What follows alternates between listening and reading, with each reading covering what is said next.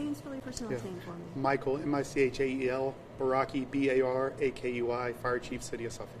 Gotcha.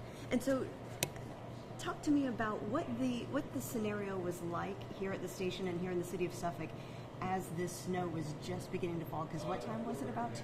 Yeah, so the call went out about 2:15 in the afternoon, and like all the predictions from our forecasters, was this snow started in Suffolk about 1 o'clock, and by 2 o'clock it was really coming down pretty heavy. The city was absolutely busy at that point. All police, fire, and rescue resources were heavily engaged in calls throughout the city. And so then this call came out. All the trucks that responded were already on the road, returning from or on active other cases. And so this was on East Washington Street, right down the street from our firehouse here. And a car was heading on East Washington and had, for whatever reason, probably due to conditions, had then ended up in a ravine at the bottom of a ravine on the roadway, off the roadway, but the bottom of the ravine. And there were 2 people, occupants, that were inside the vehicle. Now, what was the scene like when you got there? Were they panicking? Were they calm? What was it like? Yeah, so the 2 occupants were extremely calm. First of all, they were passerbyers that stopped, which is always good for not only for alerting fire and police of where the car is, but certainly for communication. And as we approached, the ladder truck, ladder 3, was gaining access by voice to the 2 occupants, who were relatively calm, but it was very cold. They were submerged in the water up to the probably about the chest level. So access was kind of difficult, only because by this point it's snowing very heavily. And usually we use an aerial ladder to reach out to them, but the way the road was and where the power lines were, we couldn't get our aerial ladder, so we had to access by ground ladders.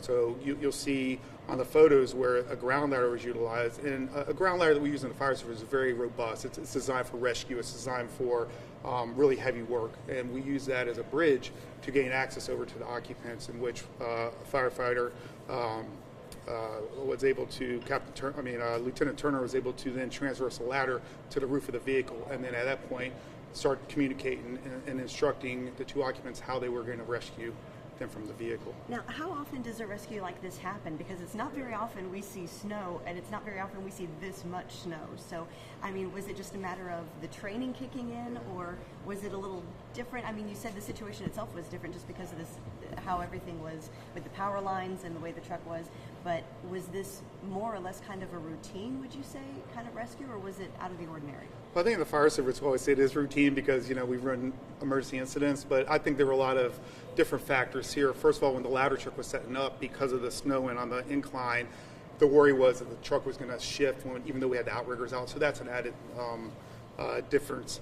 The other added difference was that the water temperature. A lot of times we have submerged vehicles. The water temperature may not be what it was yesterday, because first of all it's in February, second of all with the conditions they were. So although the 2 occupants were not complaining much of injury because of the crash, they were to the point getting so cold that then for them to try to transverse that ladder with their dexterity being compromised and all, then becomes an added factor to it. And so it is routine. It's routine that we do rescue work. What's not routine is the conditions for which the rescue work is going on, and for that, it added a little bit of a challenge. Yes. And were you able to stabilize the car? Because I noticed that, as you said, it was in a ravine. Was there any preparation around that to make sure? Because I know you said you were worried about it sinking or shifting, or was there any way you braced it? The ladder truck that was set up. The vehicle was very stable inside the ravine, and yes, in fire rescue work, we always stabilize the vehicle before we actually do extrications and all, but that wasn't a worry yesterday. It was stabilized, and by the way, it would have been very difficult to try to shore it up. We call it shore that vehicle up, and again, we were not concerned about the medical injuries because they were both talking and speaking and able to communicate. What we were worried about was if they got so hypothermic that they're unable to then assist in their rescue, then we would have to do a lift or put them on harnesses and do a lift on them, and we would have them probably take a little more time, and they didn't have that time at that point. Was it a shallow ravine? Is that why you weren't worried about the car shifting? Yeah. So the vehicle was on all fours inside the ravine and all, and it was very stable. And I would say the water was probably 4 feet, just based on the way the vehicle was positioned and how much it was submerged. It was a small SUV, and it was up to the windows. Did they have any trouble getting out of the car? Because I know we hear about all these water rescues and they're trapped inside their car, but it didn't seem like they had trouble. No. So one of the occupants, when I arrived, was on the roof. The other occupant was inside the passenger seat, and the windows were down. And no, they're able, and they were strong individuals, meaning that, they weren't elderly and all that, so they were able to do a lot of work with us through coaching and all to help us in the rescue. Gotcha. What were their ages? Oh, I'm not for sure. I'm not for sure their ages. So when you got on the scene, what was the first thing you did? Well, so first of all, the engine and ladder were operational, and then the medic unit was there, and they were trying to gain access, make their plan to us to get to the patients, to the occupants. And so I stood on the bridge, like all good fire chiefs, and got with the incident commander, and then I supported their decision making by basically supporting them in any way they could, and that was additional resources requested if they needed it, certainly communicating with police who were on scene, because Suffolk police were also on scene, and certainly making sure that we had enough of ambulances, or medic units we call them, and certainly other fire trucks that were very busy at the time to come assist in the rescue.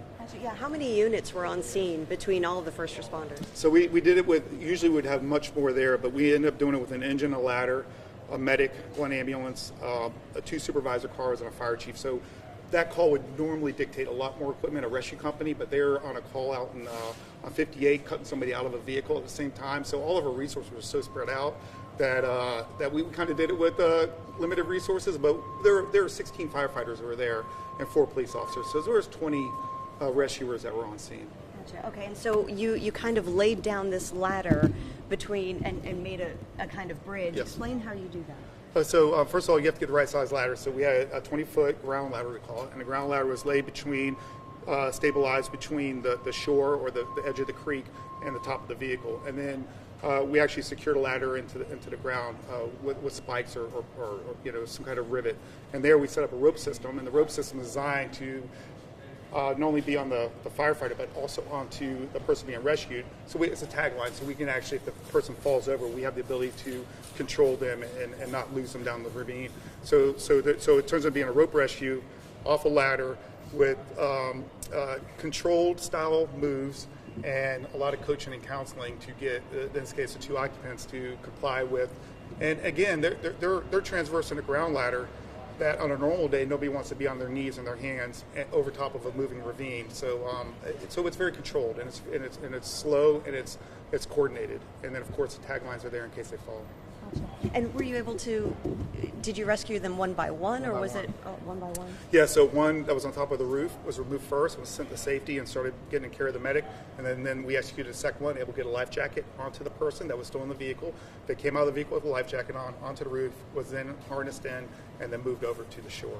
And how were they? How was their frame of mind? How was their attitude at that point during the rescue? My observation was that they were very compliant. They were very grateful, very compliant, and that they were hesitant at times to make that kind of transverse over, but due to the right coaching and counseling, and the nudging that it takes sometimes to help somebody out, they were very compliant. And the biggest concern I had was that the longer they're there, their dexterity in the water, in the cold, and then they're trying to do fine movements, and so that ended up being their injuries, was cold-related injuries, not related to the crash. Oh. So they had no injuries related to the crash. Do you know if did they just slide off the road, or did they hit something and slide off the road? Do you know? I don't. Suffolk Police obviously investigates all crashes like that, and the Suffolk Police did stay on scene for their investigation. Yes. Gotcha. And did you talk with them after the fact? I talked with them. I talked with them when they're on the stretcher, moving over to the warm medic unit. The ambulance was pumping heat, as they say, and they were just very cold and very grateful. And it's always good to see a good smile on somebody's face after we help them during their time of need. Yeah, I was going to ask you, how does it make you feel to know that your team came together so well in this instance with all this snow coming down? Yeah. So first of all, as you mentioned, it's a team effort. Very highly skilled, qualified, trained individuals with some of the best fire apparatus you could ever buy, with the repetitive training, the repetitive skill work, rope work. Just trying to be good for any call we get, and so it makes me very proud. It's an honor to be the fire chief to see that type of work. Awesome. Anything else about this rescue that you want to tell me? I think you did a great job. Yeah, thank you. Thank you, Ashley.